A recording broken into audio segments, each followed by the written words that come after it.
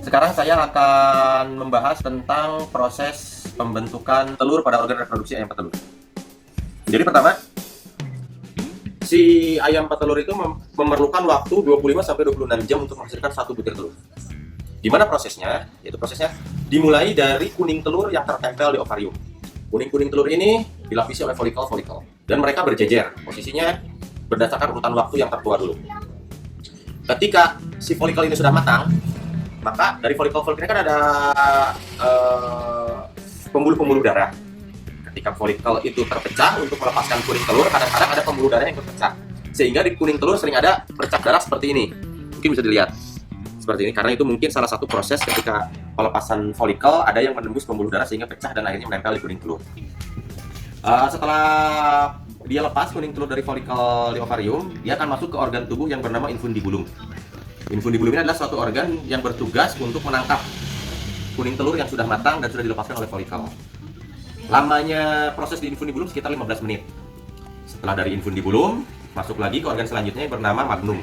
Di magnum inilah proses pelapisan sel telur ini, kuning telur ini oleh putih telur atau albumin. Prosesnya digiling seperti uril, sehingga sering ada seperti ini.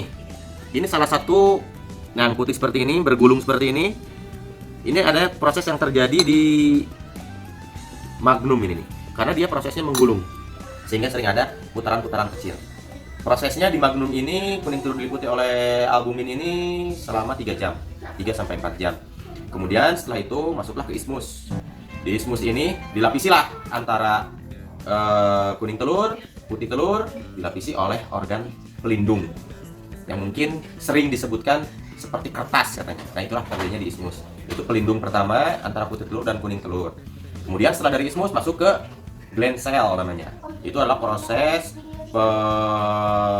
penutupan putih telur, kuning telur oleh cangkang atau proses kalsifikasi. Di sini prosesnya selama 20 jam. Lamanya itu prosesnya 20 jam di sini terjadinya.